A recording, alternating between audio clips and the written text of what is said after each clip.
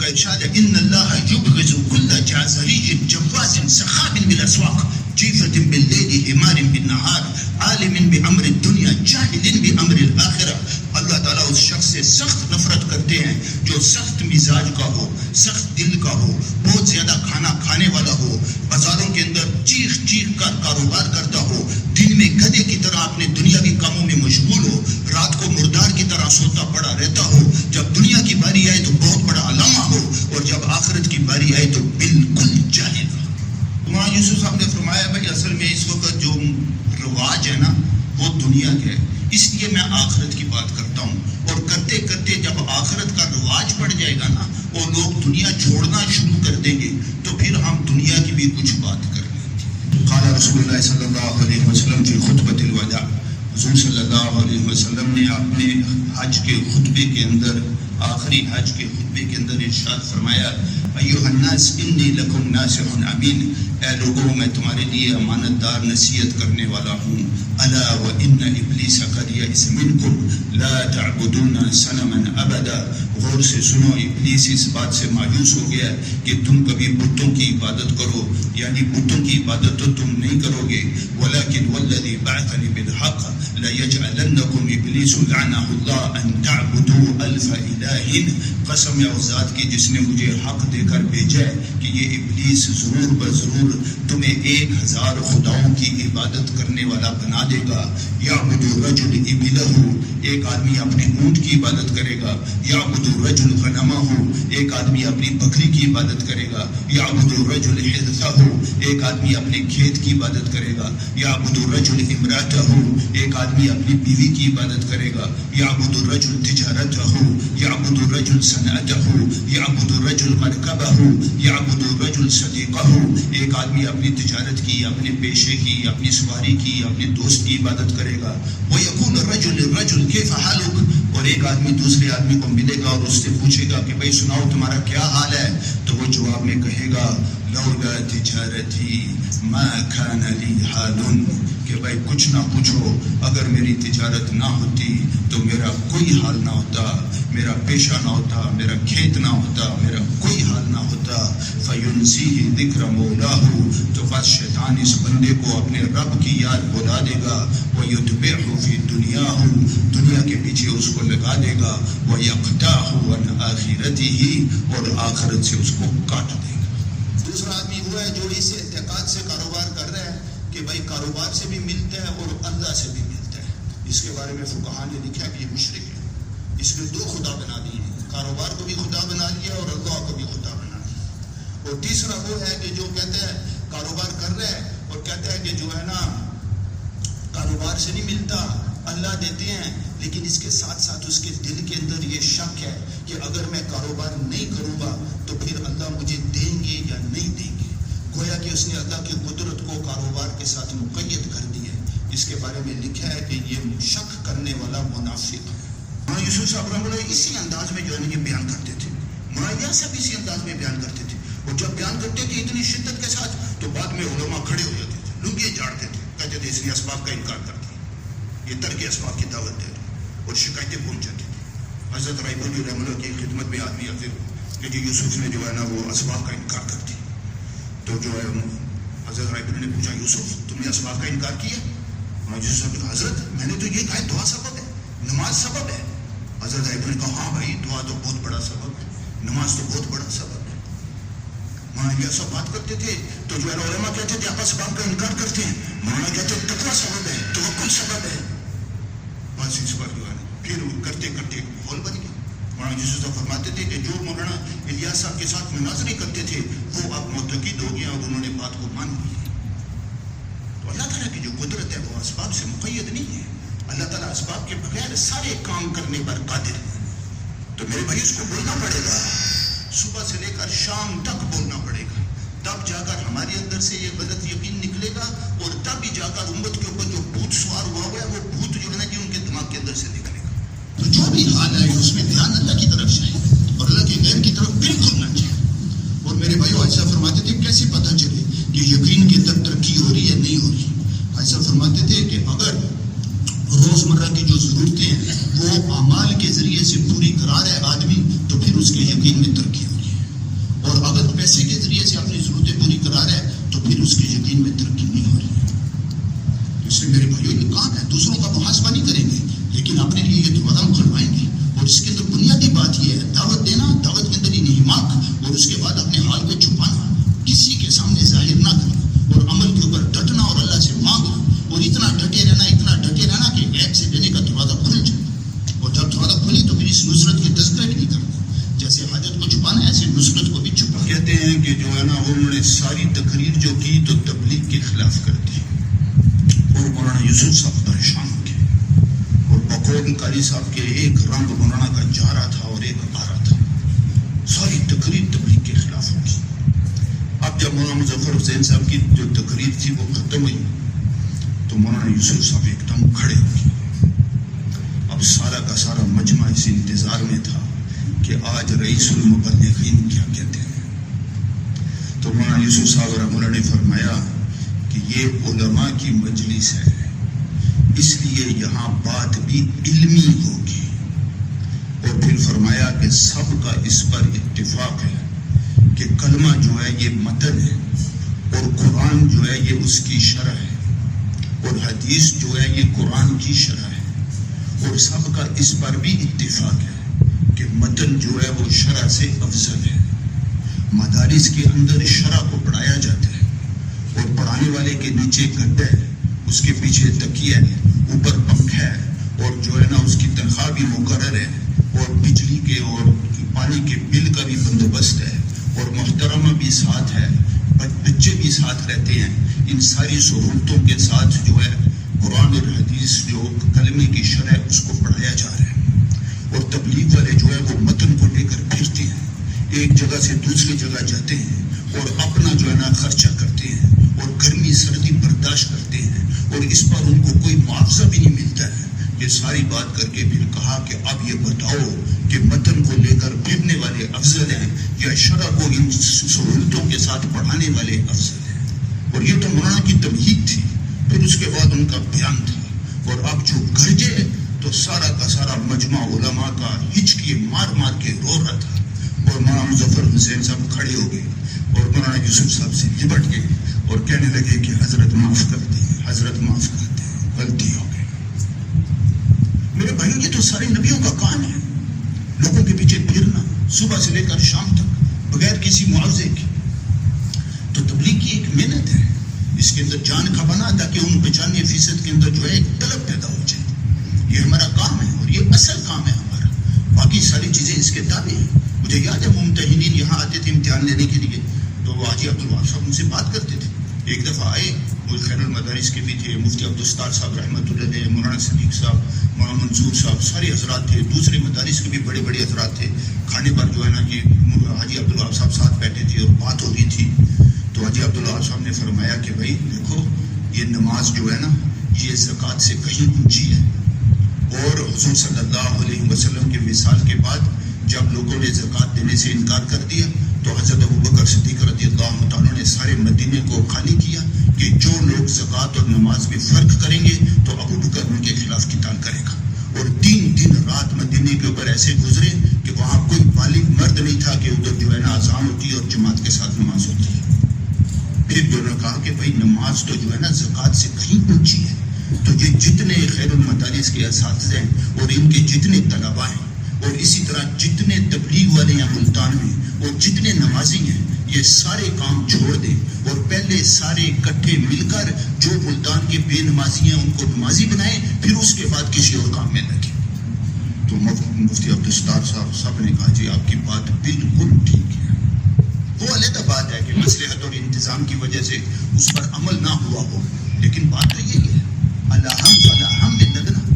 تو اس وجہ اس وقت تو مول صاحب ساری کی ساری دنیا اسباب میں پھنسی ہوئی ہے، اور جو مسلمان ہے وہ بھی اسباب کے اندر پھنسے ہوئے ہیں، اور اللہ تعالیٰ کی قدرت کو جو ہے نا جی اسباب کے ساتھ مقید کر دی ہے۔ گویا کہ اللہ تعالیٰ کی قدرت اسباب کی پابند ہو گئی ہے، اور اسباب کے بغیر اللہ کچھ کر نہیں سکتی۔ وہ ایک جماعت ادھر پشاور میں کام کر رہی تھی، تو وہ واپس آنے لگے رہے، ان کی تشکیل پوری ہوگی۔ تو ایک ساتھی نے کہا امیر صاحب میں اپنا بندوبست خود کروں گا، میں آپ کے ساتھ نہیں جاؤں گا۔ تو ساتھیوں نے سوچا بھائی شاید اس کے پاس کوئی خرچہ ورچہ نہیں ہے، غریب آدمی ہے، اس وجہ سے کیا ہے۔ تو امیر صاحب نے اس کو اجازت دے دی، ٹھیک ہے بھائی تم اپنا بندوبست کر لو۔ اللہ کی شان. وہ جماعت گاڑی میں بیٹھ کر جب ریگنگ مرکز پہنچی نا تو وہ جو ساتھی تھا نا جس نے کہا تھا میں اپنا بندوبست خود کروں گا وہ پہلے سے پہنچا ہوا تھا. تو اب جماعت والوں نے اس کو پوچھا یار تو کیسے پہنچا ہم سے پہلے؟ اس نے کہا اللہ نے پہنچایا. وہ جماعت والے کہتے سچ سچ بتا. کیا مطلب؟ اللہ نے پہنچایا؟ یہ جھوٹ ہے. سچ سچ بتا. یعنی جب تک کوئی سبب نہیں اندر آئے گا نا اتنی دیر تک سچ نہیں بنے گا. سچ سچ بتا تو کیسے پہنچا؟ کہتے بھائی اللہ نے پہنچا. نہیں سچ سچ بتا کیسے پہنچا.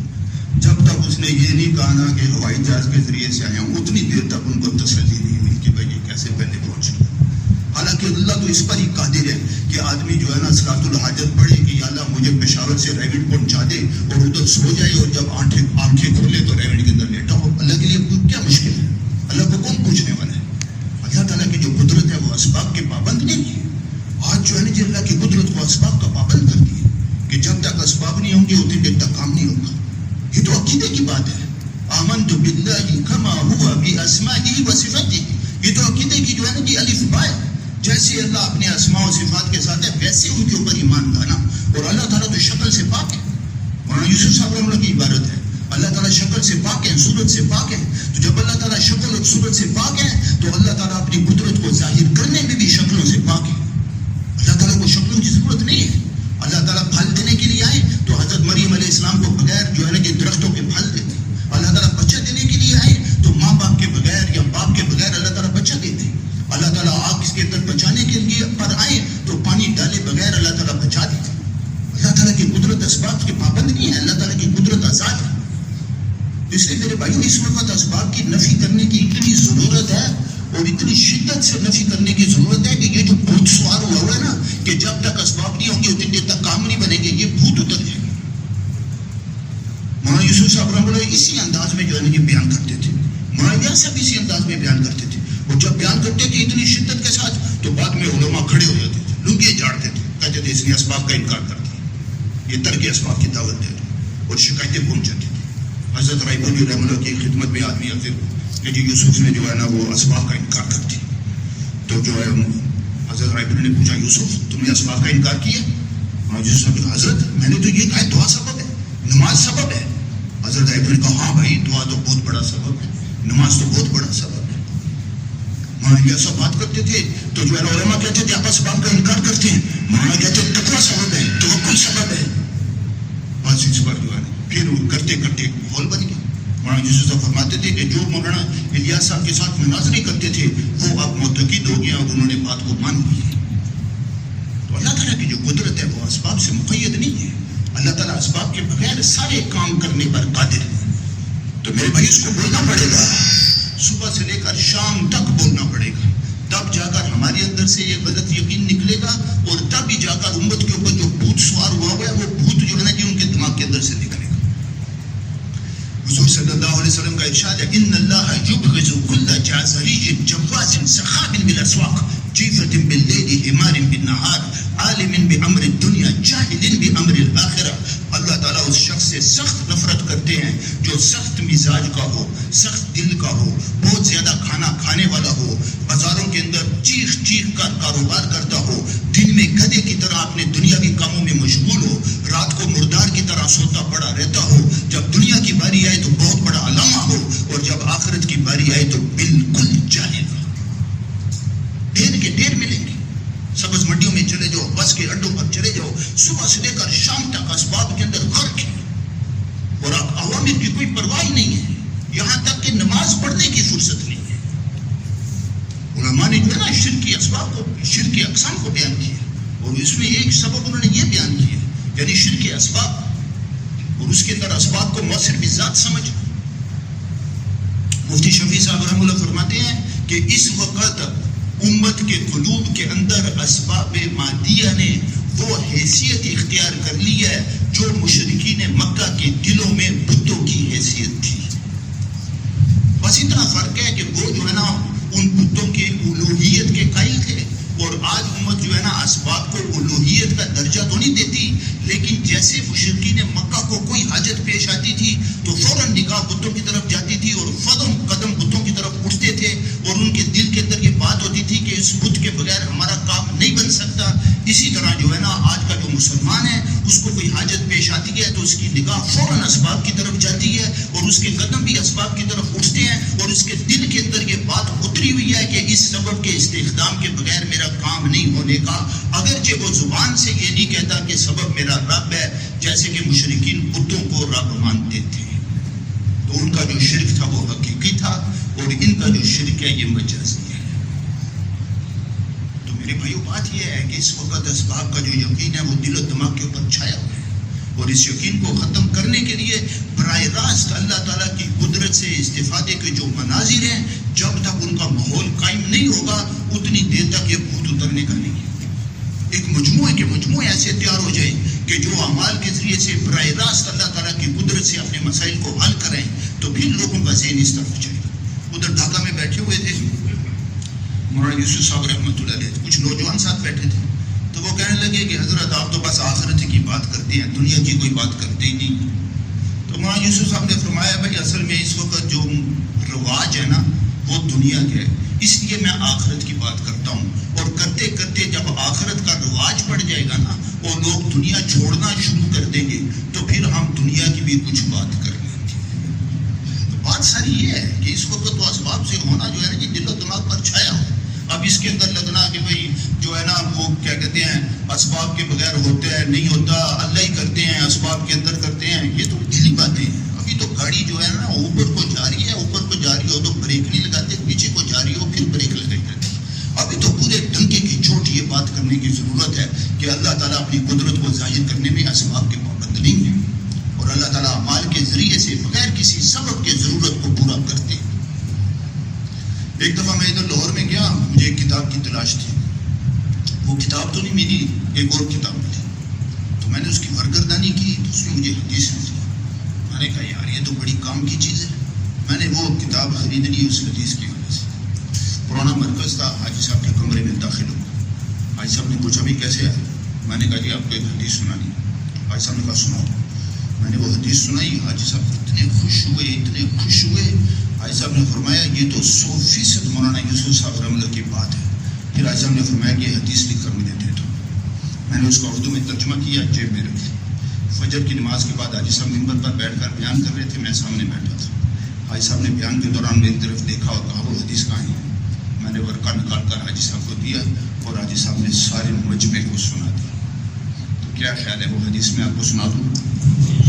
ایک شرط سے سناؤں گا، اور وہ شرط یہ ہے کہ بیان کے بعد آپ نے میرے پاس نہیں آنا کہ مجھ صاحب اس حدیث کا حوالہ کیا ہے، اس لیے کہ اگر میں نے آپ کو کتاب کا نام بتا دیا تو اگر وہ کتاب باہر کے بازار میں ہوئی تو عشاء سے پہلے وہ ختم ہو جائے گی، اور اگر نہ ہوئی تو آپ رابطے میں لگیں گے کہ بھائی یہ کتاب کہاں ہے، جلدی بھیجو، اور آپ کی سال کی جو یکسوئی ہے اس میں خلل پڑ جائے گا اور میں آپ کے سال کو خراب کرنے کا ذریعہ نہیں بننا چاہتا، اس لیے حوالہ میں آپ کو نہیں دوں گا۔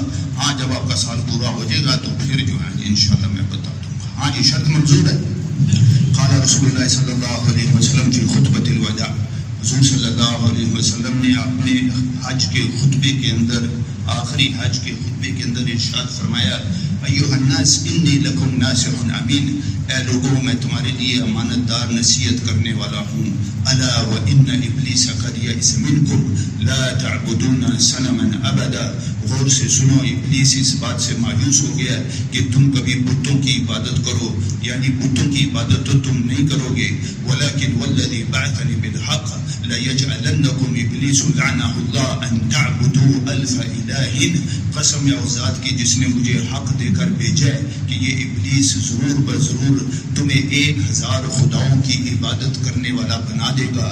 یعبد الرجل ابلہ، ایک آدمی اپنے اونٹ کی عبادت کرے گا، یعبد الرجل غنمہ، ایک آدمی اپنی بکری کی عبادت کرے گا، یعبد الرجل حرثہ، ایک آدمی اپنے کھیت کی عبادت کرے گا، یعبد الرجل امرأتہ، ایک آدمی اپنی بیوی کی عبادت کرے گا، یعبد الرجل تجارتہ، یعبد الرجل صنعتہ، یعبد الرجل مرکبہ، یعبد الرجل صدیقہ، ایک آدمی اپنی تجارت کی، اپنے پیشے کی، اپنی سواری کی، اپنے دوست کی عبادت کرے گا۔ وَيَقُولُ الرَّجُلُ لِلرَّجُلِ كَيْفَ حَالُكَ، اور ایک آدمی دوسرے آدمی کو ملے گا اور اس سے پوچھے گا کہ بھائی سناؤ تمہارا کیا حال ہے، تو وہ جواب میں کہے گا لولا تجارتی ما کان لی حال، کہ بھائی کچھ نہ پوچھو، اگر میری تجارت نہ ہوتی تو میرا کوئی حال نہ ہوتا، میرا پیشہ نہ ہوتا، میرا کھیت نہ ہوتا، میرا کوئی حال نہ ہوتا۔ فینسیہ ذکر مولاه، تو بس شیطان اس بندے کو اپنے رب کی یاد بلا دے گا، ویتبعہ فی دنیاہ، دنیا کے پیچھے اس کو لگا دے گا، ویقطعہ عن آخرتہ، اور آخرت سے اس کو کاٹ دے گا۔ تو میرے بھائیو، اس وقت یہ حدیث ساری امت کے اوپر صادق آ رہی ہے، اور خاص طور سے مال۔ اس وقت کا جو سب سے بڑا بت ہے نا، وہ مال ہے۔ حدیث ہے یعبدون الدنیا والدرہم اشد من عبادت الاوثان، ایک وقت آئے گا کہ لوگ دنیا اور درہم کی اس سے زیادہ عبادت کریں گے جتنے کی بتوں کی عبادت کی جاتی ہے۔ اس وقت کا جو صدمہ اکبر ہے وہ مال ہے۔ مال کے ذریعے سے چیزوں کے ذریعے سے جو ہے نا جی اپنی ضرورتوں کو پورا کرنا، پہلے محنت کر کر مال حاصل کرنا، پھر مال کے ذریعے سے چیزیں خریدنا، پھر چیزوں کے ذریعے سے اپنی ضرورتوں کو پورا کرنا، یہ تو ایسا فضیلہ ہے کہ سب کے دل و دماغ کے اوپر چھا ہے۔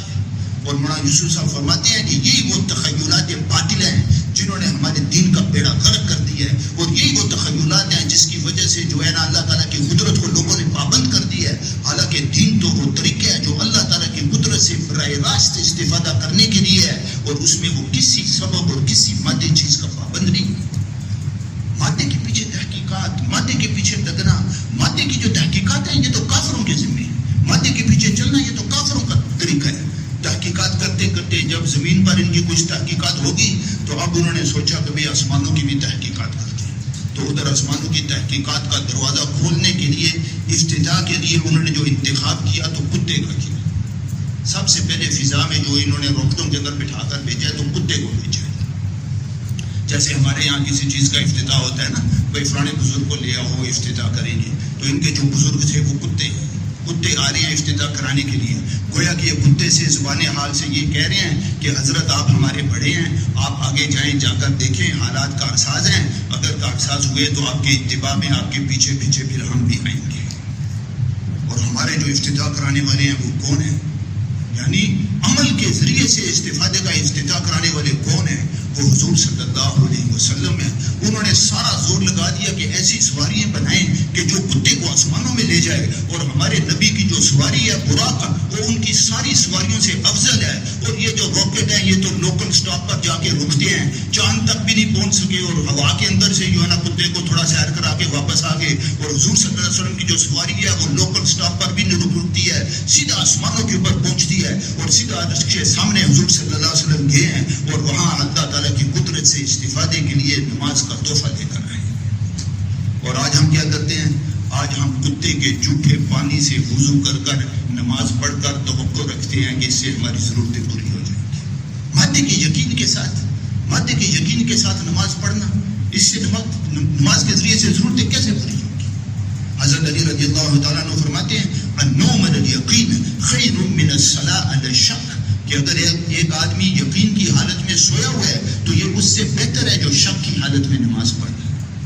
حضور صلی اللہ علیہ وسلم یقین کی حالت میں سوئے ہوئے تھے۔ وہ مشرک آیا من یمنعک منی، 3 دفعہ اس نے کہا، 3 دفعہ حضور صلی اللہ علیہ وسلم نے بھی کہا اللہ اللہ اللہ، ادھر تلوار گر گئی اور وہ کچھ بھی نہیں کر سکتا۔ یقین کے ساتھ سوئے ہوئے تھے، اور ہم شک کے ساتھ نماز پڑھتے ہیں۔ حاجی عبداللہ صاحب ہم فرماتے تھے ہم نماز پڑھتے ہیں 2 رکعت، پھر اللہ سے مانگتے ہیں اور ہمارا دل ایسے کانپ رہا ہوتا ہے کہ یار مدد پتہ نہیں آئے گی یا نہیں آئے گی، جب آئے گی تو کیسے آئے گی، آج آئے گی یا کل آئے گی۔ بس وہ حاجی مشتاق صاحب رحمہ اللہ فرماتے تھے کہ نماز پڑھتے ہیں، صلاۃ الحاجت پڑھتے ہیں، پھر دعا مانگتے ہیں، اور دعا کے اندر کہتے ہیں کہ یا اللہ وہ میرے محلے کے اندر فلانا آدمی بڑا مالدار ہے، اس کے دل میں ڈال دے وہ مجھے اتنے پیسے دے دے۔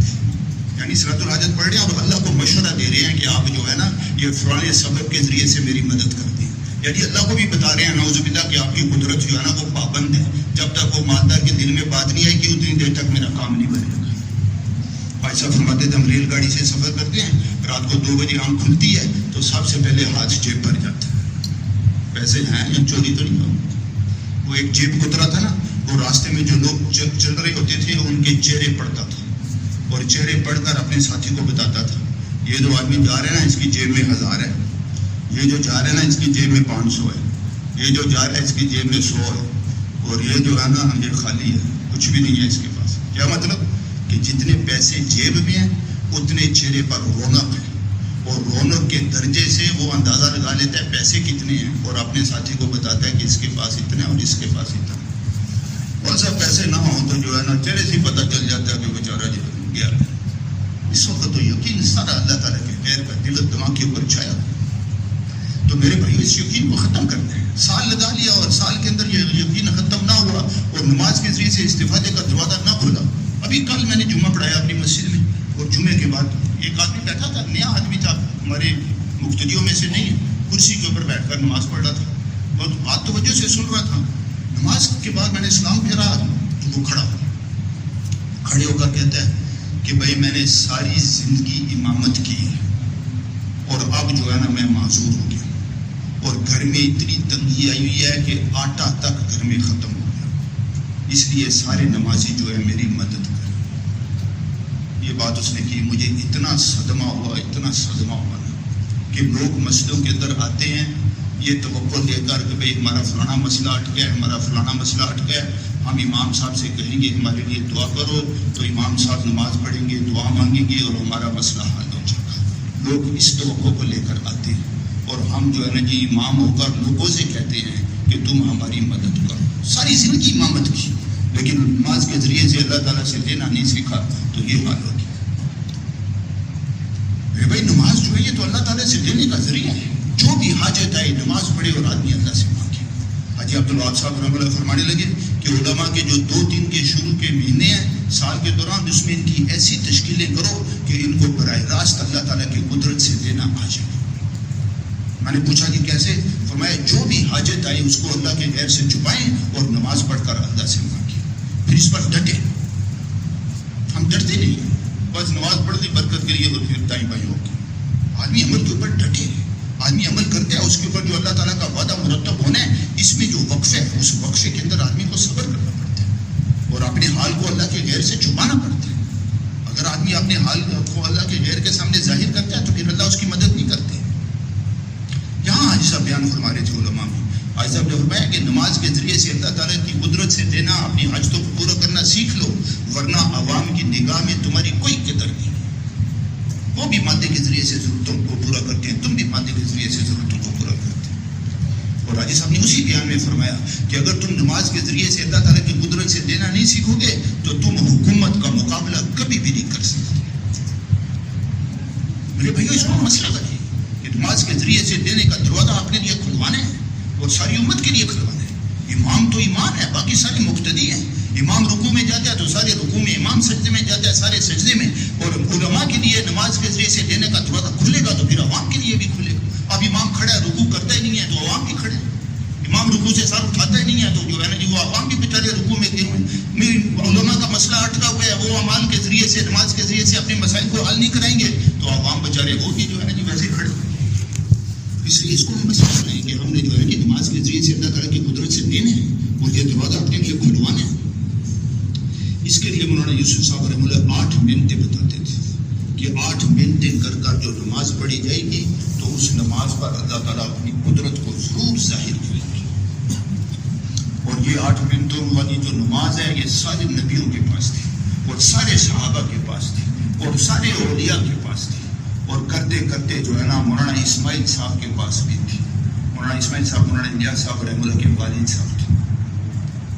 تو بچپن میں مولانا الیاس صاحب رحمۃ اللہ کے آنکھوں میں کوئی مرض لاحق ہو گیا تو علاج چل رہا تھا، حکیمی علاج، لیکن وہ کارگر ثابت نہیں ہو رہا تھا. تو گھر کی جو مستورات تھی یعنی مولانا الیاس صاحب کی والدہ اور ان کی پھوپھو، مولانا اسماعیل صاحب کی گھر والی اور ان کی بہن، انہوں نے مولانا اسماعیل صاحب سے عرض کیا کہ جی آپ کو بچوں کی آنکھوں کا فکر نہیں ہے، وہ جو حکیمی علاج ہے وہ تو کارگر ثابت نہیں ہو رہا، بچہ جو ہے نا یہ اندھا ہو جائے گا، آپ اس کو سول سرجن کے پاس لے کر جائیں.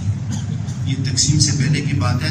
اور سول سرجن جو ہوتا تھا نا وہ انگریز ڈاکٹر ہوتا تھا اور اس وقت کابل سے لے کے لنکا تک اتنا بڑا ہندوستان تھا اور اس پورے ہندوستان کے اندر 3-4 سول سرجن تھے. اور جب لوگ ہر اعتبار سے مایوس ہو جاتے تھے تو پھر سول سرجن کا رخ کرتے تھے. اور ایک سول سرجن جو تھا وہ دہلی میں تھا، تو نظام الدین دہلی کے قریبی ہے.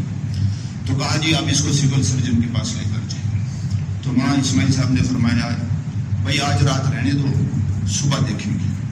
رات کو مصلی بچھائے اور یہی 8 منٹوں والی جو نماز ہے اس نماز کو پڑھا اور پڑھنے کے بعد پھر ہاتھ اٹھا کر دعا مانگی اور اللہ سے یہ کہا کہ یا اللہ میں تو آج تک کسی کافر کے پاس اپنی حاجت کو نہیں لے کر گیا. یہ کیسے ہو سکتا ہے کہ تجھے چھوڑ کر میں اس کافر کے پاس اپنی حاجت کو لے کر جاؤں؟ میں اس کے پاس بالکل نہیں جاؤں.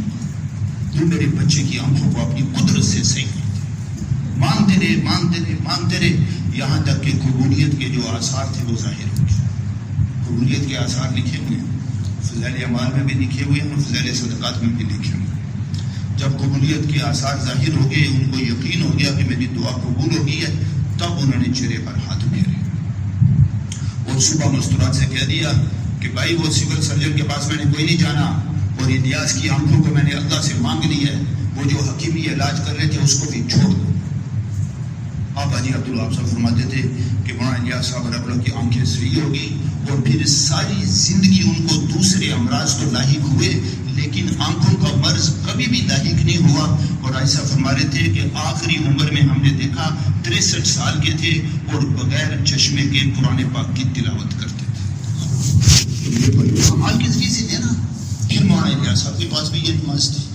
اپنے حجرے کے پاس ایک دیوار بنا لی تو انگریز افسر ہے، اس نے کہا یہ تم نے بغیر نقشے کے بنائی ہے، بغیر اجازت کی بنائی ہے، ہم اس کو توڑیں گے. اور جو ہے نا دیوار توڑ کے چلے گئے. رات کو مولانا الیاس صاحب نے مصلی بچھائی اور مصلی بچھا کر جو ہے نا یہ نماز پڑھی اور اگلے دن جرمنی نے لنڈن کے اوپر بمباری کر دی. مولانا الیاس صاحب نے فرمایا انہوں نے میری دیوار گرائی تھی، میں نے ان کا لندن گرا دیا. تو میرے بھائی نماز میں طاقت ہے، اس سے مسئلے حل ہوتے ہیں. مولانا یوسف صاحب فرماتے تھے یہ چھوٹے موٹے مسئلے نا تمہارے وہ تو نماز کے لیے وضو کرو گے اسی پر حل ہو جائیں گے، تو بڑے بڑے مسئلوں کے لیے تمہیں نماز پڑھنی پڑے گی. آج صاحب کے ساتھ سناتے تھے کہ میں نظام الدین گیا ہوا تھا، ادھر مولانا یوسف صاحب کے پاس بیٹھا تھا اور جو ہے نا وہ بجلی کا اور پانی کا بل آیا ہوا تھا. تو مولانا یوسف صاحب کے پاس کچھ تھا نہیں. تو مولانا یوسف حاجی صاحب کہتے ہیں مولانا یوسف صاحب نے میرے سے پوچھا کہ بھائی تیرے پاس کچھ ہے؟ تو حاجی صاحب نے کہا ہاں ہے. مولانا یوسف صاحب نے کہا کیا ہے؟ حاجی صاحب کہنے لگے میں نے جیب سے نکالے، میں نے کہا جی یہ 1 چونی ہے. مولانا یوسف صاحب کا چل بھاگ جا کے وضو کر اور نماز پڑھ. حاجی صاحب کہنے لگے میں وضو کرنے کے لیے بیٹھا، ابھی وضو کر ہی رہا تھا کہ میاں جی رحمت آئے اور انہوں نے کہا کہ حضرت وہ بلوں کا آپ فکر نہ کریں، اس کا بندوبست ہو گیا. حاجی صاحب کہنے لگے میں نے وضو وہی چھوڑ دیا، وضو بھی پورا نہیں کیا. چھوٹے چھوٹے مسئلے تو ہمارے بھائیوں وضو پر ہی حل ہو جائے. آدمی یقین کے ساتھ وضو کرے، باقی نماز پڑھے گا تو بڑے بڑے مسئلے حل ہو جائیں گے. لیکن ایک دفعہ یہ دروازہ اپنے لیے کھلوانا پڑے گا نا. اب وہ آپ کے دل کے اندر یہ بات ہے وہ 8 منٹیں کون سی 8 منٹیں کون سی 8 منٹ بھی آ جائیں گے، لیکن پہلے ہم ان 8 منٹوں کا جو ہے نا یہ ظرف تو بنے. اس میں پہلی محنت یہی ہے کہ اپنے یقین کو اللہ کے غیر سے ہٹانا. جب تک یقین اللہ تعالیٰ کے غیر پر اٹکا ہوا اتنی دیر تک نماز کے ذریعے سے استفادے کا دروازہ کھلنے کا نہیں. اور یقین کو ہٹانے کے لیے بھائی آپ کو زور لگانا پڑتا ہے. سب سے پہلے تو دعوت دینی پڑتی ہے، دعوت کے اندر اپنے آپ کو کھپانا پڑتا ہے. صبح سے لے کر شام تک آدمی بولے، ایک ایک دکان پر جائے، ایک ایک کھیت میں جائے، جو کچھ آسمانوں میں ہے، جو کچھ زمینوں میں ہے، جو نظر آ رہا ہے، جو نظر نہیں آ رہا، سارا کا سارا صرف ایک اللہ کا بنایا ہے. اور اللہ نے ساری چیزوں کو پیدا کر کر آزاد نہیں چھوڑا. اللہ اس کے خالق بھی ہے اور اللہ اس کے مالک بھی ہے. ہر چیز کے اندر جو صفت ہے اس کی اپنی نہیں ہے، اللہ کی رکھی ہوئی ہے. لوہے کے اندر جو سختی ہے وہ اللہ نے رکھی ہے، ریشم کے اندر جو نرمی ہے وہ اللہ نے رکھی ہے، پانی کے اندر جو ڈبونا ہے وہ اللہ نے رکھا ہے، آگ کے اندر جو جلانا ہے وہ اللہ نے رکھا ہے، دکان کے اندر جو منافع دینا ہے وہ اللہ نے رکھا ہے، زہر کے اندر جو مارنا ہے وہ اللہ نے رکھا ہے، دوائی کے اندر جو شفا ہے وہ اللہ نے رکھی ہے. اور یہ ساری صفات ان چیزوں کے اندر رکھ کر ان چیزوں کے حوالے نہیں کر دی ہے. جیسے ان چیزوں پر ایک اللہ کا قبض ہے، ان کی صفات پر بھی اللہ ہی کا قبض ہے. جیسے اللہ تعالیٰ چاہیں گے ویسے یہ صفات استعمال ہوں گی. ساری دنیا کے اندر جتنی حکومتیں ہیں، جتنی ان کے پاس فوجیں ہیں، ان فوجوں کے پاس جتنا اسلحہ ہے، جو یہ حکومتیں چاہیں گی وہ ان فوجوں سے نہیں ہوگا، جو یہ فوجیں چاہیں گی وہ اس اسلحے سے نہیں ہوگا، جو اللہ تعالیٰ کی ذات چاہے گی وہ ہوگا. ساری دنیا کے ڈاکٹر جمع ہو جائیں، ساری دنیا کی دوائیں استعمال کریں، اللہ کا ارادہ نہیں ہوگا. ایک آدمی کو صحت نہیں ملے گی اور اللہ صحت دینے پر آئیں گے تو بغیر کسی دوائی کے دیں گے، بلکہ زہر کا ٹیکہ لگا کر اللہ تعالیٰ بندے کو تندرست کر دیں گے. اللہ تعالیٰ کی جو قدرت ہے وہ اسباب کی پابند نہیں ہے، اللہ آزاد ہے، جیسے چاہتے اپنی قدرت کو ظاہر کرتے ہیں. اس کو کھولنا پڑے گا ایک ایک آدمی کے پاس جا کر. وہ حاجی صاحب کہتے ہیں نا ہم ادھر مشرقی پاکستان میں تھے تو عمومی گشت کے لیے جماعت نکلی تھی اور مدینہ منورہ سے ڈاکٹر شوکت صاحب وغیرہ بھی آئی ہوئی تھی. تو حاجی صاحب کہنے لگے مولانا یوسف صاحب بھی کھڑے تھے. تو میں نے مولانا یوسف صاحب سے عرض کیا کہ حضرت متکلم کیا بات کر اس کا آپ ہم سے مذاکرہ کریں. تو مولانا یوسف صاحب پیچھے کھڑے تھے، ایک دم آگے آ گئے اور کہنے لگے کہ بھائی پہلے تو بتا کیا بات کر. تو حاجی صاحب مجھے جو بات آتی تھی وہ سیدھی سادھی بتا دی. تو مولانا یوسف صاحب نے بڑے جوش میں کہا کہ بھائی اس کو جا کر یہ کہو کہ جس نقشے کو تم لے کر بیٹھا ہوا ہے اس نقشے سے تیرے کام ہرگز نہیں بنے گے، تیرے کام اللہ کے بنانے سے بنے گے. حاجی عبداللہ صاحب کہنے لگے میں نے کہا حضرت آپ نے تو لٹ ہی مار دی. تو مولانا یوسف صاحب نے فرمایا جب تک لٹ نہیں مارو گے نا اتنی دیر تک اس کی عقل ٹھکانے میں آنے کی نہیں.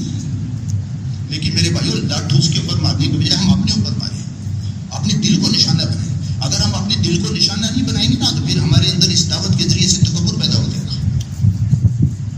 سید احمد خان صاحب رحمۃ اللہ فرماتے تھے کہ جیسے مال کا تکبر ہوتا ہے اسی طرح عمل کا بھی تکبر ہوتا ہے، اور عمل کا جو تکبر ہے وہ مال کے تکبر سے کہیں زیادہ خطرناک ہے. اور امام غزالی رحمۃ اللہ نے بھی لکھا ہے کہ حب مال جو ہے یہ تو قبر کے اندر متشکل ہوتا ہے بچھو کی شکل میں، اور حب جاہ جو ہے یہ قبر کے اندر متشکل ہوتا ہے سانپ کی صورت میں. تو حب جاہ اور یہ تکبر یہ بڑے زبردست اور بڑے نازک امراض ہیں.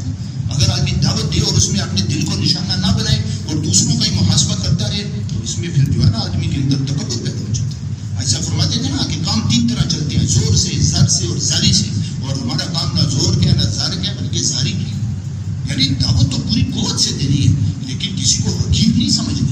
جس نقشے میں وہ لگنا ہے اس نقشے کو حقیر سمجھنا ہے. جو وہ نقشے کو جو ہے نا عمل کے اوپر ترجیح دے رہا ہے اس عمل کو جو تقدیم اس نے کی ہوئی ہے اس کو حقیر سمجھنا ہے. لیکن کسی مسلمان کو حقیر نہیں سمجھنا. مسلمان کو حقیر سمجھیں گے تو ہمارا بیڑا غرق ہو جائے گا. عاجزی کے ساتھ، تواضع کے ساتھ، دل تواضع سے بھرا ہوا. باقی جو دعوت دینی ہے وہ پورے زور شور سے دینی ہے اور اپنے دلوں کو نشانہ بنا کر دینی ہے. اور یہ دعوت دیتے دیتے دیتے دیتے اب میرے بھائیوں جب تربیت کا نظام چلے گا نا تو اب اللہ تعالیٰ ہمارے اوپر حال لائیں گے. پیسے ختم ہو جائیں گے، بیماری آئے گی، بھوک آئے گی، پیاس آئے گی. جب یہ حال آئے تو اس حال کے اندر جو ہے نا صبر کرنا ہوگا اور اپنے حال کو کسی کے سامنے ظاہر نہیں کرنا. تبلیغ میں لگنے سے پہلے ہم تصوف کی کتابیں پڑھتے تھے، اس میں لکھا ہوتا تھا کہ بھائی یہ مجاہدہ کرو تو یہ پردہ ہٹے گا، یہ مجاہدہ کرو تو یہ پردہ ہٹے گا. 11 پردے بتاتے تھے. پھر جب آخری پردہ ہٹ جائے گا تو بندے کو اپنے رب کا مشاہدہ ہو جائے گا اور ان الحق اب اس کو چاروں طرف اللہ ہی نظر آئے گا، اللہ ہی نظر آئے گا اور منصور کی طرح نعرے مارے گا. تو میں نے سوچا یار یہ بات تو سمجھ میں آ گئی. اور یہ بات کہ بھائی یہ بھی سمجھ میں آ گئی تبلیغ میں لگنے کے بعد کہ دعوت کے ذریعے سے جو احسان کا مرتبہ حاصل ہوگا وہ بہت ہی عمدہ ہوگا. اس لیے کہ نبی علیہ الصلوۃ والسلام کی جتنی روحانی ترقی ہوئی ہے وہ ساری دعوت کے میدان میں بھی. لیکن یہ بات کہ جیسے جو ہے نا تصوف والے بتاتے ہیں یہ مجاہدہ کرو یہ پردہ ہٹے گا، یہ مجاہدہ کرو یہ پردہ ہٹے گا، تو اس کی تفصیل تبلیغ والوں کے پاس کیا ہے. تو اس کی تلاش میں تھا. کرتے کرتے ایک دفعہ حاجی صاحب نے علماء میں بیان کیا، میں آگے بیٹھ گیا. پرانے مرکز کی بات. حاجی صاحب نے فرمایا دعوت دو، ایک ایک دکان پر جاؤ، ایک ایک کھیت میں جاؤ، ایک ایک دفتر میں جاؤ، ایک ایک آدمی سے بات کرو. اللہ سے ہوتے ہیں، اللہ کے غیر سے نہیں ہوتا. سردی میں بھی جاؤ، گرمی میں بھی جاؤ، جب تمہارے پاس پیسے ہوں پھر بھی جاؤ، جب پیسے نہیں ہیں پھر بھی جاؤ، جب تمہارا جی چاہے پھر بھی اس کو کہو، جب جی نہ چاہے پھر بھی اس کو کہو. ہر حال میں اس کو کہتے رہو کہتے رہو کہتے رہو. کرتے کرتے تمہاری جیبیں خالی ہو جائیں گی، تمہارے جوتے ٹوٹ جائیں گے اور تمہیں بھوک لگے گی اور بھوک کے بخارات جو ہے وہ تمہارے دماغ کو چڑھیں گے اور تم بے ہوش ہو کر گر جاؤ گے اور اللہ اس کام کو تمہارے اوپر کھود دے. یہ وہ الحق ہے. تو میرے بھائی کہ جو ہے نا سرسری طور پر دعوت دینا اور ایک ہے پورے انہماک کے ساتھ دعوت میں کرنا، لیکن اس میں تدریج کا خیال کرنا ہے. ویسے نہ ہو کہ آپ کو جوش چڑھ جائے اور آج کے بعد کھانا بھی بند، نیند بھی بند اور صرف دعوت ہی دے دیں تو پھر دماغ خشک ہو جائے گا. وہ ایک بیواٹی تھا نا، اس نے کھانے میں بھی کمی کر لی، نیند میں بھی کمی کر لی، دعوت ہی دیتا تھا، پھر دماغ خشک ہو گیا. پھر وہ رات کو 2 بجے امیر صاحب کو اٹھاتا تھا اور کہتا تھا امیر صاحب کشمیر ہمارو ہے، کشمیر ہمارا ہے. تو ایسا نہ ہو کہ پھر آپ بھی ایسی باتیں کرنے لگیں. تو اس لیے اس کا بھی خیال کرنا ہے. یعنی کوئی الٹا سیدھا مجاہدہ کرنے کی ضرورت ہی نہیں. 4 گھنٹے دعوت دو، 4 گھنٹے جو ہے نا نماز پڑھانے کی مشق کرو، 4 گھنٹے تعلیم کے حلقوں میں بیٹھو، 4 گھنٹے ذکر تلاوت دعا خدمت میں لگاؤ، 16 گھنٹے اعمال کرو. باقی جو 8 گھنٹے ہیں 6 گھنٹے میں ہم اپنی نیند پوری کر لیں، باقی 2 گھنٹوں میں اپنے باقی تقاضے پورے کریں. کوئی پریشان ہونے کی ضرورت نہیں. بس اس کا اہتمام کریں اور اس کے ساتھ لیانی سے بچیں. صحیح اگر آدمی لیانی سے نہیں بچتا تو پھر جو ہے سارے انوارات ختم ہوتے جاتے ہیں. تو میرے بھائیوں ہم اپنے آپ اس میں لگائیں اور جب حال آئے تو اس حال کو چھپائیں. بہت ضروری ہے حال کو چھپانا. مفتی ولی حسن صاحب اپنی اصلاح کے لیے ریونٹ جاؤ اور جا کر سال لگاؤ اور اپنے خرچے پر لگاؤ، اور چاہے جو مرضی تمہارے اوپر حال آ جائے کسی کا مال قبول نہ کرو، چاہے تمہیں فاقے کرنے پڑے۔ اگر تم نے کسی کا مال قبول کر لیا تو پھر جو مطلوب ہے وہ تمہیں حاصل نہیں ہوگا۔ آدمی بالکل اللہ تعالیٰ کے غیر سے نا امید ہو کر جو ہے نا اس کام کے اندر لگے۔ مجھے بہت صدمہ ہوتا ہے جب پتہ چلتا ہے کہ فلانے ساتھی گئے تھے اور انہوں نے سوال کیا، سوال کی شکل بنائی۔ حاجی عبدالوہاب صاحب ہم نے فرماتے تھے جو تبلیغ کے ذریعے سے مال میں یا جا میں آگے بڑھنے کی کوشش کرے گا تو اس کا کم از کم نقصان اس کو یہ ہوگا کہ اس کی اولاد اس کام میں نہیں لگے گی۔ اور جو پرانے ساتھی ایسی گڑبڑ کرتے تھے نا اور تبلیغ کو دنیا میں آگے بڑھنے کے لیے استعمال کرتے تھے تو حاجی صاحب ان کے منہ پر کہہ دیتے تھے کہ بھائی تمہاری اولاد اس کام میں لگنے کی نہیں، یہ تو دنیا کا عذاب ہے، آخرت میں جو رسوائی ہوگی وہ علیحدہ ہوگی۔ اور اسی طرح ہم کام کرتے کرتے بعض دفعہ آدمی کے اندر جو ہے نا یہ بھی ایک گھاٹی ہوتی ہے، لوگوں کا رجوع ہو جاتا ہے، یار بڑا زبردست بیان کرتے ہیں، یہ کرتے ہیں وہ کرتے ہیں، اب آدمی کی جو ہے نا نیت خراب ہو جاتی ہے، پھر شہرت کا جذبہ اس کے اندر پیدا ہو جاتا ہے، تو یہ بھی بڑی خطرناک چیز ہے۔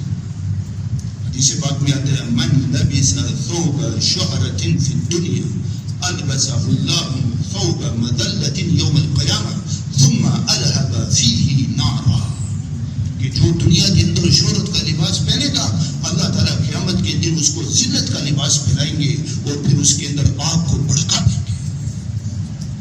تو میرے بھائی ان سب چیزوں سے بچنا ہے، سب چیزوں سے بچتے ہوئے اپنے حال کو چھپاتے ہوئے صرف ایک اللہ تعالیٰ سے لینا ہے۔ اپنے حال کو چھپانا یہ مستفید فن ہے، ہم اپنے حال کو چھپائیں، کسی کے سامنے اپنا کوئی حال ظاہر نہ کریں۔ اور جب شیخ صاحب رحمۃ اللہ فرماتے تھے مرکز کی چار دیواری کے اندر سب سے بڑا جرم یہ ہے کہ آدمی اپنی حاجت اللہ کے علاوہ کسی اور کے سامنے رکھے۔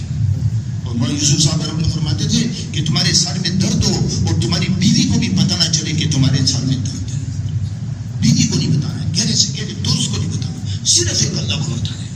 امام عبدالوہاب شیرانی رحمۃ اللہ فرماتے ہیں کہ جو دعا اسباب کے دروازے کھٹکھٹائے بغیر سیدھا اللہ کے دربار میں پہنچتی ہے وہ کبھی رد نہیں ہوتی ہے۔ اللہ تعالیٰ کے غیر سے امید باندھ کر جب دعا مانگی جائے گی تو اس میں میرے بھائی اللہ اس دعا کو منہ پر مار دیتے ہیں، لیکن یہ کیفیت پیدا ہو جائے اس کے لیے دعوت کے اندر کھپنا پڑے گا۔ ایسا فرماتے ہیں جب حال آئے تو حال کے اندر دھیان اللہ کے غیر کی طرف نہ جائے، اگر حال کے اندر دھیان اللہ کے غیر کی طرف جائے گا تو پھر آدمی اللہ کے غیر سے امید باندھے گا اور اللہ کے غیر کی امید کے ساتھ دعا مانگے گا تو اس کی دعا اس کے منہ کے اوپر مار دی جائے گی۔ اس لیے ایسا فرماتے تھے کہ اگر دعوت دینے کے بعد حال آ رہا ہے اور اس حال کے اندر نگاہ اللہ کے غیر کی طرف جاری ہے تو اس کا صاف مطلب یہ ہے کہ دعوت میں کمی ہے، دعوت کی اس کمی کو پورا کیا جائے۔ حال پہ آنے پر جو ہے نا کہ بالکل نگاہ اللہ کے غیر کی طرف ہے۔ اور جب روس نے ادھر افغانستان میں قبضہ کیا ہوا تھا اس وقت کی بات ہے، کوئی تبلیغی ساتھی تھا، مجذوب تھا، پٹھان تھا، مجذوب تھا، ہر وقت دعوت ہی دیتا رہتا تھا۔ وہ اس کے امیر صاحب اس کو خدمت میں لگاتے تو وہ جاتا سودا لینے کے لیے اور بھول جاتا کہ میری خدمت ہے، اور دعوت ہی دے رہا ہے، دعوت ہی دے رہا ہے، جماعت والے کھانے کے انتظار میں ہیں اور وہ اپنے 25 آدمی پورے کرنے میں لگا۔ کرتے کرتے جو ہے نا وہ افغانستان کے بارڈر پہ تشکیل ہوگی تو وہاں وہ دعوت دیتے پاکستان سے نکل گیا اور افغانستان میں پہنچ گیا۔ ادھر جو روسی تھے انہوں نے اس کو پکڑ لیا کہ جو جاسوس آ گئے، پکڑ کے اس کو لے گئے۔ اب اس کو جب لے کے جا رہے تھے تو وہ کہہ رہا تھا دعوت زیادہ تو گیا تو جو بھی حال آئے گا تو دھیان اللہ کی طرف جائے گا۔ اب اس کو پکڑ کے لے کے جا رہے ہیں، وہ کہہ رہے ہیں تم نے نہیں پکڑا اللہ نے پکڑا، تم نے نہیں پکڑا اللہ نے پکڑا، یہ ضرب لگاتے جا رہے ہیں۔ وہاں جا کر انہوں نے اس کو پوچھا تیرا نام کیا ہے، اور کہا تم نے نہیں پوچھا اللہ پوچھ گیا، تم نے نہیں پوچھا اللہ پوچھ گیا۔ اب انہوں نے اس کو 2-3 لگائی، پھر اس نے کہا تم نہیں مارنے اللہ مارنے، تم نہیں مارنے اللہ مارنے، جو بھی وہ کام کرے وہ اس کی نسبت اللہ کی طرف کرے۔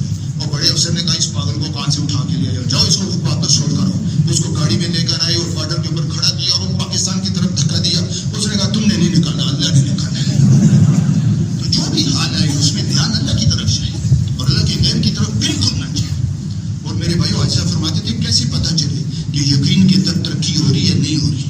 ایسا فرماتے تھے کہ اگر روزمرہ کی جو ضرورتیں ہیں وہ اعمال کے ذریعے سے پوری کرا رہے آدمی تو پھر اس کے یقین میں ترقی ہو رہی ہے، اور اگر پیسے کے ذریعے سے اپنی ضرورتیں پوری کرا رہے تو پھر اس کے یقین میں ترقی نہیں ہو رہی ہے۔ اس سے میرے بھائیوں یہ کام ہے، دوسروں کا محاسبہ نہیں کریں گے لیکن اپنے لیے یہ دروازہ کھلوائیں گے۔ اور اس کے اندر بنیادی بات یہ ہے دعوت دینا، دعوت کے اندر انہماک، اور اس کے بعد اپنے حال کو چھپانا، کسی کے سامنے ظاہر نہ کرنا، اور عمل کے اوپر ڈٹنا اور اللہ سے مانگنا، اور اتنا ڈٹے رہنا کہ غیب سے دینے کا دروازہ کھل جائے، اور جب دروازہ کھلے تو پھر اس نصرت کی تذکرہ نہیں کرنا۔ جیسے حاجت کو چھپا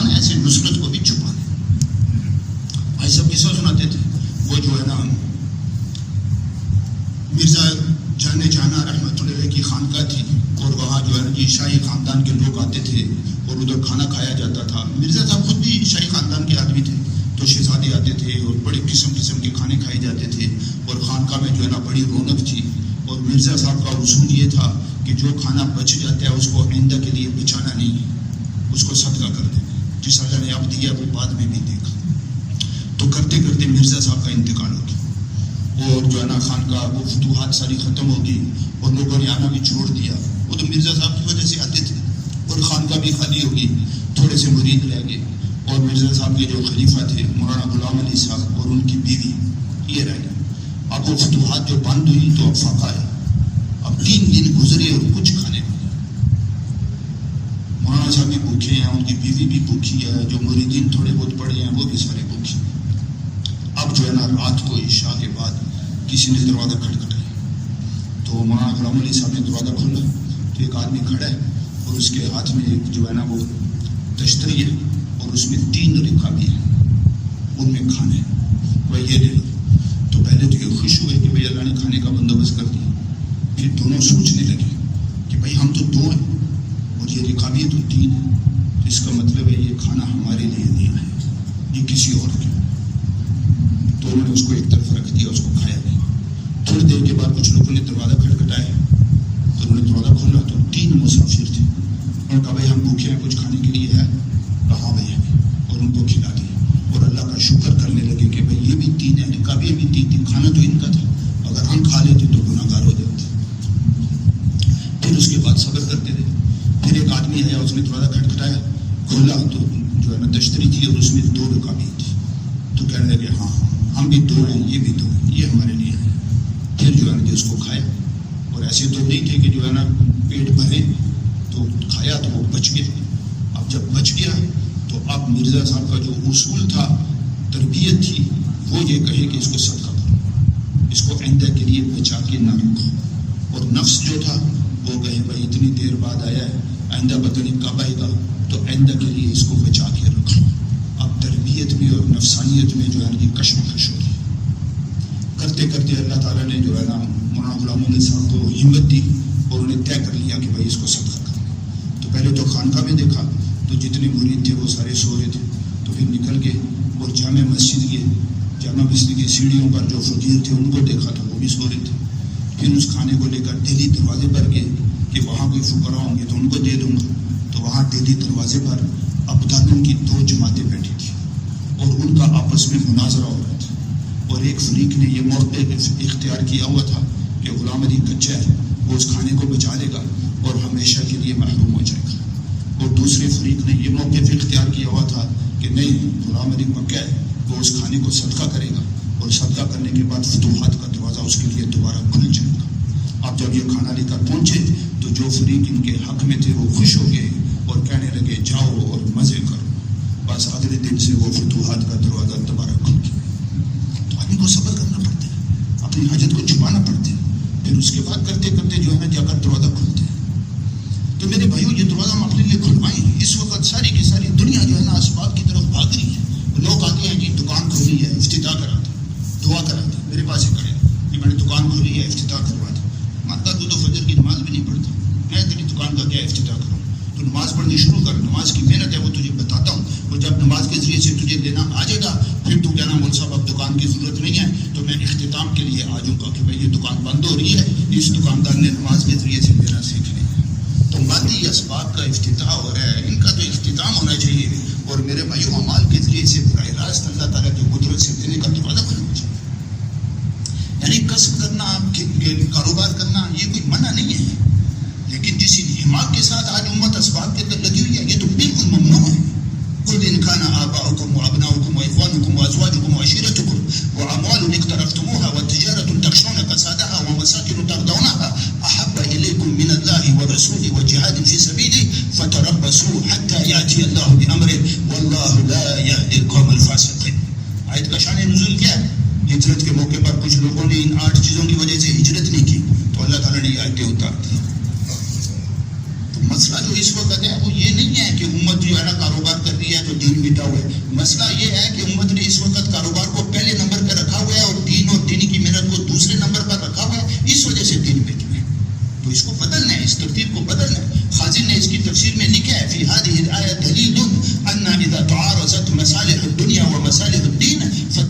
فی مصالح الدین. تو امت کو اس پر لانا ہے. لوگوں نے فقہا نے کاسب کی اقسام بیان کی کہ بھائی ایک تو وہ آدمی ہے جو اس اعتقاد کے ساتھ جو ہے نا کاروبار کر رہا ہے کہ بھائی یہ کاروبار یہ جو مجھے ملتا ہے، رزق جو ملتا ہے وہ کاروبار کے ذریعے سے ملتا ہے، اللہ رزق نہیں دیتے ہیں، رازق جو ہے وہ میرا کاروبار ہے.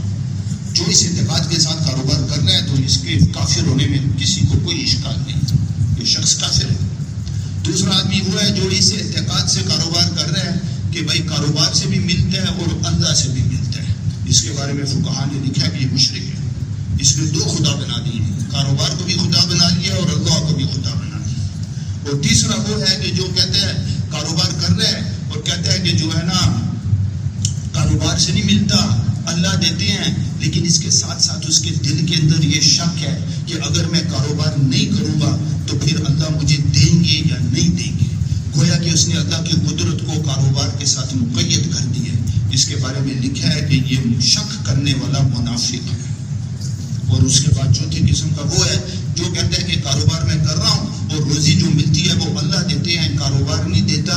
لیکن اس کے اور اس کا یہ بھی اعتقاد ہے کہ اگر میں کاروبار نہیں دوں گا پھر بھی اللہ تعالیٰ مجھے پالنے پر قادر ہے. لیکن اس کے ساتھ ساتھ اس کاروبار کے اندر جو اللہ کے حقوق ہیں ان حقوق کے اندر وہ کوتاہی کر دیتا ہے. مثلا زکوٰۃ نہیں دیتا، سودے کا عیب چھپا دیتا. تو اس کے بارے میں لکھا ہے کہ اس کے مومن ہونے میں کوئی شک نہیں ہے، لیکن یہ مومن فاسق ہے. اور اس کے بعد آخری قسم ہے یہ وہ ہے کہ جو اس اعتقاد سے کاروبار کرتا ہے کہ بھائی کاروبار روزی نہیں دیتا، اللہ روزی دیتے ہیں، اور اگر میں یہ کاروبار نہیں کروں گا پھر بھی اللہ مجھے روزی دینے پر قادر ہیں. اور اس کے ساتھ ساتھ اس کاروبار کے اندر جو اللہ کے حقوق ہیں وہ سارے کے سارے حقوق ادا کرتے ہیں. تو یہ مومن کامل ہے اور موحد صادق ہے. تو کاروبار کرنا ہے تو کرو، پانچویں قسم کے بندہ کرو. اور یہ تو جو ہے نا غیر علماء کے لیے، علماء کا کاروبار تو متعین ہے. شان الفقیہ، امام غزالی رحمۃ اللہ فرماتے ہیں شان الفقیہ وحرفتہ تبلیغ ما بلغہ عن رسول اللہ صلی اللہ علیہ وسلم. ہمارا تو کاروبار یہ ہے جو حضور صلی اللہ علیہ وسلم سے ہمیں پہنچا وہ ہم نے امت تک پہنچانا ہے. یہ ہمارا کاروبار ہے اور اس کی وجہ سے اللہ ہمیں پالیں گے، تعلیم کے حلقوں سے پالیں گے، گشتوں سے پالیں گے، اعمال سے پالیں گے. اللہ تعالیٰ اعمال پر پالیں گے. وہ ساری روایت جو ہے نا جی وہ کتا بھونکتا ہے، اس کو اس کا مالک روٹی کا ٹکڑا ڈالتا ہے. ہم لوگوں کو اللہ اور اللہ کے رسول کی طرف بلائیں گے تو ہمیں بھوکا ماریں گے، اللہ ہمیں پالیں گے، ضرور پالیں گے، پکی بات ہے. ہاں ایسے ہے کہ بادشاہوں کی طرح نہیں پالیں گے، نبیوں کی طرح پالیں گے. نبیوں کی طرح پالنے کا کیا مطلب کہ کبھی کھانے کو ملے گا کبھی نہیں ملے گا. نبیوں کو بھی کبھی ملتا تھا کبھی نہیں ملتا تھا. اس کے لیے زہد کے ابواب کا مطالعہ کرنا پڑے گا تاکہ زہد ہمارے اندر پیدا ہو جائے اور پھر جو ہے نا جی اپنی ضرورتوں کے پورا نہ ہونے پر ہم صبر کریں. یہ بات کہ بھائی جو ہے نا اچھے سے اچھا ہمارا معیار زندگی ہو، اس کے لیے جو ہے نا جی نوکریاں کرنا اور اس کے لیے عصری تعلیم کی طرف جانا، یہ تو بالکل بہت ہی گری ہوئی بات ہے. ہمارے ملک کے اندر جو دین باقی ہے نا تو اس میں بہت سارا حصہ ان علماء کا ہے کہ جو ہے نا اپنے دینی مشاغل کو نہیں چھوڑ رہے، تھوڑی تھوڑی تنخواہوں کے اوپر گزارا کرتے ہیں امامت میں اور تدریس میں، اور اس کی وجہ سے ان کی ضرورتیں پوری بھی نہیں ہوتی ہیں. اگر والدہ بھی بیمار ہے، گھر والی بھی بیمار ہے، والدہ کی دوائی لیتا ہے تو گھر والی کی نہیں دے سکتا، گھر والی کی لیتا ہے تو والدہ کی نہیں دے سکتا. ادھر جو ہے نا گھر والی کی ولادت کا موقع آ جائے تو اس پر بیچارہ پریشان ہے، اور گھر کا چھت ٹپکنے لگ جائے تو اس میں پریشان ہے، لیکن اس کے باوجود اپنی ٹائم کو نہیں چھوڑتے. ان کے اوپر اللہ کو ترس آتا ہے اور اس کی وجہ سے دین ہمارے ملک میں باقی. جس دن انہوں نے جو ہے نا جی اس کو چھوڑ دیا اور جو ہے نا جی اچھی سے اچھی عصری تعلیم ہو اور اس میں اچھی سے اچھی جو ہے نا جی ہماری نوکریاں ہوں تاکہ زیادہ سے زیادہ ہمیں پیسے ملے، تو اللہ تعالیٰ کی رحمت کی جو نگاہ ہے وہ بدل جائے گی. اس لیے زہد کے ابواب کا جو مطالعہ وہ ضروری ہے. تو میرے بھائیوں، ہمارا جو درس نظامی ہے جامع معنی باہر العلوم مدرسہ کوئٹہ میں، وہاں ایک مولوی صاحب آئے مفتی محمود صاحب رحمۃ اللہ کے پاس. جو آدمی اس مجلس میں بیٹھا تھا نا اس نے مجھے یہ قصہ سنایا. وہ جو ہے نا کسی اسکول میں نوکری کرنا چاہتے تھے تو وہ اپنی سند کے اوپر جو ہے نا سفارشی نوٹ مفتی صاحب سے لکھوانا چاہتے تھے تاکہ نوکری ملنے میں سہولت ہو جائے. اس موقع پر مفتی صاحب نے فرمایا کہ بھائی یہ جو میں نے درس نظامی کی سند کو MA کے برابر قرار دلوایا ہے تو یہ میرے سے ایک سیاسی غلطی ہوئی ہے. اب یہ جو علماء ہیں یہ داڑھی مونڈے ہیڈ ماسٹر کی ایسا ادب کرتے ہیں جیسے مدرسوں کے اندر شیخ الحدیث کا ادب کیا جاتا ہے. یہ دین کی کوئی خدمت نہیں ہے، یہ پیٹ کی پوجا ہے. میں کسی پر رد نہیں کر رہا ہوں صاحب، لیکن بات یہ ہے کہ ہمارا ایک میدان ہے، ایک دفعہ علی صاحب نے فرمایا کہ اخبار کے اندر میں نے پڑھا ہے کہ اتنے ہزار وفاق کے طلباء نے میٹرک کا امتحان دیا. ایسا کہنے کہ مجھے اتنا صدمہ ہوا کہ پھر قرآن اور حدیث سے پڑھنے کا یقین تو نہ ہوا. ہمارا درس نظامی جامع اور مانے ہیں, دنیا کے سارے کام بھی اسی سے ہوں گے, آخرت کے سارے کام بھی اسی سے ہوں گے. دائیں بائیں جانے کی کوئی ضرورت نہیں ہے, یکسوئی کے ساتھ ہم لگے. وہاں شمس الحق افغانی رحمۃ اللہ فرماتے تھے کہ درس نظامی یہ ننگی تلوار ہے, کوئی اس کے سامنے کھڑا نہیں ہو سکتا. دنیاوی تعلیم جو روزی ہے میرے بھائیوں کو تو ملنی ہے. ہمارے ادھر لاہور میں ایک جو ہے نا وہ دکان ہے, اس کا نام ہے بی اے پاس پکوڑے. کیا مطلب؟ وہ پکوڑے والا تھا, اس نے اپنے بچے کو تعلیم کرائی, بی اے کروا دیا, اس نے نوکری تلاش کی, اس کو نوکری ملی نہیں, اس نے والد صاحب کی سیٹ سنبھال لی اور اوپر لکھ دیا بی اے پاس پکوڑے. روزی تو اللہ نے دینی ہے, جو ہے نا بی اے کے بغیر بھی دینی. وہ ایک آدمی تھا نا, وہ بھی بی اے پاس تھا, وہ نوکری کی تلاش میں تھا, تو وہ ادھر جاتا ادھر جاتا, اس کو کہیں نوکری نہ ملتی, مایوس ہو گیا. ایک چڑیا گھر کے پاس سے گزرا, وہاں لکھا ہوا تھا یہاں بی اے پاس کے لیے ویکینسی ہے. تو ادھر کرتے کرتے انتظامیہ میں پہنچا. جب چڑیا گھر میں داخل ہوا تو اس نے دیکھا کہ چڑیا گھر بھی ویرانی ہے, ایک ہاتھی ہے, اس کے اوپر بھی بچے 10-20 چڑھے ہوئے ہیں, اور جو ہے نا گدھے ہیں, گدھوں کو جو ہے نا بچے ڈنڈے مار رہے ہیں, اور باقی جو ہے نا بندر ہیں اور وہ درختوں کے اوپر چھلانگے مار رہے ہیں. اور آگے گیا تو ایک پنجرا ہے, اس کے اوپر شیر لکھا ہوا ہے, اندر شیر ہے, اور اس کے ساتھ ہی متصل دوسرا پنجرا ہے, اس کے اوپر ریچھ لکھا ہوا ہے لیکن وہ خالی ہے. کرتے کرتے جو ہے نا انتظامیہ کے دفتر میں پہنچا. اس نے کہا جی آپ نے ٹکا لگایا ہوا ہے بی اے پاس کے لیے ویکینسی ہے, تو میں بی اے پاس ہوں. انتظامیہ والوں نے کہا کہ بھائی نوکری تو ہے, لیکن نوکری یہ ہے کہ ہمارا ریچھ مر گیا, تو اب ریچھ کی کھال پہننی ہوگی اور ریچھ والی حرکتیں کرنی ہوگی, یہ نوکری ہے. اب وہ بیچارہ مجبور تھا, اس نے کہا جی ٹھیک ہے میں کروں. اب بی اے پاس میں وہ ریچھ کی جو ہے نا کھال پہن لی, اب وہ ریچھ والی حرکتیں کرنے لگا, تو بچے زیادہ آنے شروع ہو گئے. چڑیا گھر والوں کی تھوڑی دکان چل پڑی. پھر چڑیا گھر والوں نے سوچا کہ بھائی کچھ جو ہے نا زیادہ آمدنی ہو جائے, تو سارے شہر کے اندر انہوں نے اشتہار چھاپ کے لگا دیے کہ فلانی تاریخ کو شیر کا اور ریچھ کا مقابلہ ہوگا. اب جب وہ تاریخ آئی تو سارا کا سارا چڑیا گھر کچا کچ بھر گیا بچوں سے. اب ریچھ بیچارہ بی اے پاس تھا, اس کو کیا پتا میرے بھائی بہن جنازے کا اعلان ہوا پڑے. اب وہ سارے کے سارے آگے قریب, اور جب سارے جو ہے نا جی پنجرے کے قریب جمع ہو گئے, تو اب چڑیا گھر والوں نے ریچھ اور شیر کے بیچ میں جو دروازہ تھا اس دروازے کو کھول دیا. اب جو کھولا تو شیر جو تھا وہ ریچھ کے پنجرے میں داخل ہو گیا. اب ریچھ تو بیچارہ بی اے پاس تھا, وہ پسینہ ہو رہا ہے, پیچھے جاتا جا رہا ہے, کونے میں جا کے بیٹھ گیا. بچے سارے جو ہے نا جی وہ تالیاں پیٹ رہے ہیں. جب شیر بالکل قریب پہنچا تو اس نے ریچھ کے کندھے پہ اپنا پنجہ رکھا اور کہتا ہے گھبراؤ نہیں, میں ایم اے پاس ہوں. تو جو ریچھ تھا اس نے کہا اچھا اب بات سمجھ میں نہیں ہے, یہ جو ہاتھی ہے یہ کوئی پی ایچ ڈی والا ہوگا, اور یہ جتنے گدھوں کو جو ہے نا جی یہ ڈنڈے پڑ رہے ہیں یہ سارے سپلی والے ہوں گے, اور یہ جو بندر چھلانگے مار رہے ہیں یہ سارے میٹرک پاس ہوں گے. تو میرے بھائیو دنیاوی تعلیم کا حشر تو یہ ہے. اور آپ نے جو ہے نا جی قرآن پڑھا ہے, آپ کی تجوید صحیح ہے, نہ ذرا فانی ہے, نہ حافظ ہے, نہ کتابیں پڑھی ہیں, اور ایک دور دراز کے علاقے کے اندر کچی مسجد کے اندر آپ امامت کر رہے ہیں. پاس سے جو ہے نا جی صدر کی وزیر کی تو جو ہے نا گاڑی گزر گئی, نماز کا وقت ہو گیا, وہ نکلا, اب وہ آپ کے پیچھے نماز پڑھے گا, آپ رکوع میں جاؤ گے اس کو رکوع کرنا پڑے گا, آپ سجدے میں جاؤ گے اس کو سجدہ کرنا پڑے گا. عزت تو دین میں, دنیا میں ہم عزت تلاش کریں گے تو ذلیل ہو جائیں گے. تو میرے بھائیوں ہم یہ طے کریں کہ ہم نے جو ہے نا اس کام کو کام بنانا ہے, اور جو ہے نا دعوت کے اندر اپنے آپ کو پورے ایمان کے ساتھ لگانا ہے. تو اس کے لیے میرے بھائیوں کو بات یہ ہے کہ شروع کہاں سے کریں. تو اس کے لیے میں اب آپ کو مولانا نظرمان صاحب کا ایک ملفوظ سناؤں, اور یہ جو ہے نا گویا کہ رسی کا سر ہے, اس کو ہم پکڑ لیں تو انشاءاللہ آگے جو ہے نا ساری گاڑی خود ہی چل پڑے گی, اور تربیت کے جتنے مراحل ہیں وہ سارے کے سارے طے ہو جائیں گے. بات یہ ہے نا کہ ہم اعمال کرتے نہیں ہیں, اعمال کریں گے تو اگلی بات تو پھر بعد میں ہوگی. تو یہ جو مولانا کا ملفوظ ہے اس کے 3 حصے ہیں. پہلے حصے کے اندر مولانا ہمارے مرض کی نشاندہی کرتے ہیں, دوسرے حصے کے اندر اس مرض